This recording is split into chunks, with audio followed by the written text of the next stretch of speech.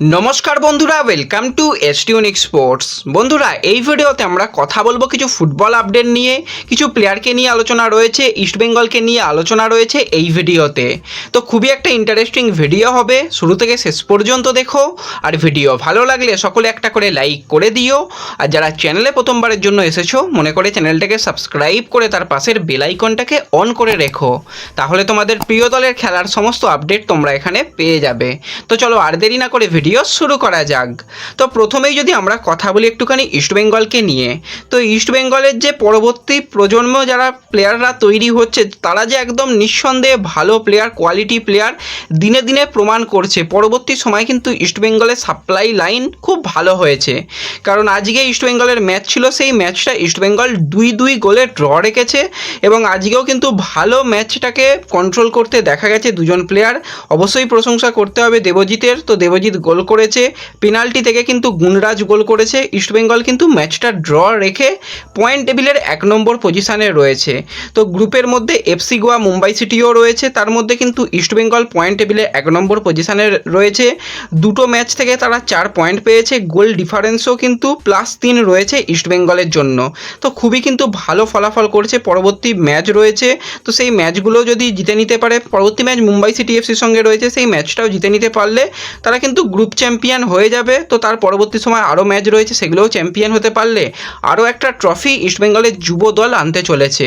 এবং সত্যিই খুব ভালো লাগছে যে তারা যেরকম পারফরমেন্স করছে। আর ম্যাচ মোটামুটি অনেকেই দেখেছো, তো কীরকম ম্যাচ লাগলো অবশ্যই কিন্তু কমেন্টে জানিও। আর অনেকেই স্কোর লাইন প্রেডিকশান করেছিলে, কারোর মেলেনি, তো কিছু করার নেই। আশা করি পরবর্তী সময় অবশ্যই তোমাদের প্রেডিকশান মিলে যাবে। আর ইস্টবেঙ্গলের যেরকমভাবে প্লেয়াররা খেলছে, সেরকমভাবেই কিন্তু ভালো ফুটবল উপহার দেবে এই প্লেয়াররা। তো এরপর যদি আমরা সরাসরি ট্রান্সফার নিউজের দিকে চলে আসি, প্রথমেই একটা প্লেয়ারকে নিয়ে কথা বলবো। 36 বছর বয়সী ফিজির সেন্টার ফরওয়ার্ড প্লেয়ার রয় কৃষ্ণা। বেশ কয়েকদিন আগেই তোমাদের জানিয়ে দিয়েছিলাম ওড়িশা এফসিতেই সে থাকতে চলেছে, কারণ অন্যান্য ক্লাবের অফার থাকলেও সে ওড়িশার থেকে থাকারই সিদ্ধান্ত নিয়েছে। এবং সত্যি এই সিজনটা রয় কৃষ্ণার জন্য খুব ভালো সিজন গিয়েছিল। ওড়িশার জার্সি গায়ে যখনই সুযোগ পেয়েছে তখনই গোল করেছে। 38টা ম্যাচে কিন্তু 15টা গোল, 6টা অ্যাসিস্ট করতে দেখা গেছে কৃষ্ণাকে। তো আরও কিন্তু কন্ট্যাক্ট বাড়িয়ে নিল ওড়িশা এফসি। অফিসিয়াল ঘোষণা কিন্তু আজকে ওড়িশা এফসির তরফ থেকে এসে গেছে। তো এরপর যদি আমরা সরাসরি একটু কেরালা ব্লাস্টার্সের দিকে চলে আসি, তো কেরালা ব্লাস্টার্সের কিন্তু প্রতিদিনই কিছু না কিছু অফিসিয়াল কনফার্মেশন আসছে। সেইভাবেই কিন্তু 33 বছর বয়সী সেন্টার ফরওয়ার্ড বা উইঙ্গারের প্লেয়ার ফেডর সার্জিনিচ, তো তাকে কিন্তু আজকে থ্যাংক ইউ জানিয়ে দেওয়া হয়েছে। এবং তার যদি কেরালা ব্লাস্টার্সের পারফরমেন্স নিয়ে কথা বলা যায়, তো সেক্ষেত্রে টোটাল 10টা ম্যাচ খেলেছে, 3টে গোল, 1টা অ্যাসিস্ট করতে দেখা গেছে ফেডরকে। তো তার সাথেও কিন্তু থ্যাংক ইউ জানিয়ে দিয়েছে। পরবর্তী সময় কিন্তু এই প্লেয়ারকে নেবার ব্যাপারে আইএসএলের ক্লাবের কিন্তু অফার রয়েছে, এছাড়া তার কাছে আরও বিদেশি ক্লাবেরও অফার রয়েছে। তো ভালো প্লেয়ার যদি কোনো ক্লাব ভাবে যে তাকে নেবো, তো সেক্ষেত্রে একটা ভালো সাইনিং হতে পারে তাদের দলের জন্য।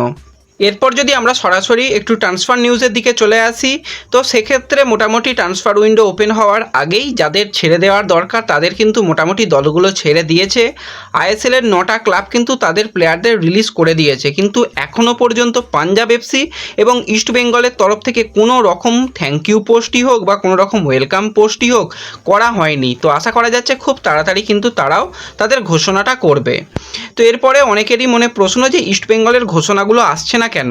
তো ঘোষণা কিন্তু যখন তখনই করে দিতে পারে, যেহেতু যে প্লেয়ারগুলোর সঙ্গে কন্ট্রাক্ট এক্সটেনশন হয়ে গেছে সেগুলো তো করার কোনো রকম সমস্যা নেই, কিন্তু খুব সম্ভবত 12 তারিখের পরই হয়তো ঘোষণাগুলো হতে পারে। তার আগেও যদি হয় তো অবাক হওয়ার কিছু নেই। এবার অনেকেরই মনে প্রশ্ন যে ডিয়ামান্টাকোস যে আসছে তার ঘোষণাটা কবে হবে। দেখো, তার ঘোষণাও হবে, পরপরই ঘোষণা হবে। তো মোটামুটি 12 তারিখ হয়ে যাওয়ার পরই কিন্তু তার একদম অফিসিয়াল সিগনেচার কমপ্লিট তো হয়ে গেছে, কোনো রকম অসুবিধা নেই। তারপরে যেগুলো রেজিস্ট্রেশন করার ব্যাপার থাকে অফিসিয়ালি, সেই রেজিস্ট্রেশনগুলো কমপ্লিট হয়ে যাবে মোটামুটি 12 তারিখের মধ্যে, 12 তারিখেই হয়তো হয়ে যাবে।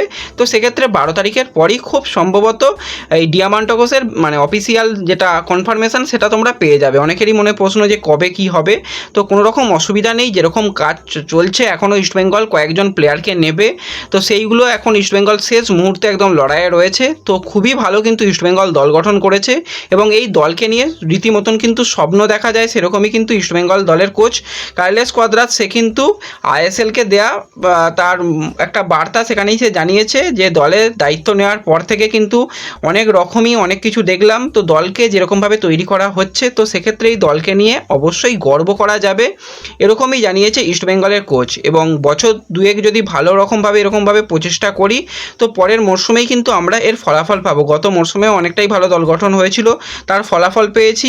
আশা করি যেরকমভাবে দল গঠন হচ্ছে তার ফলাফল কিন্তু আমরা খুব তাড়াতাড়ি পাবো।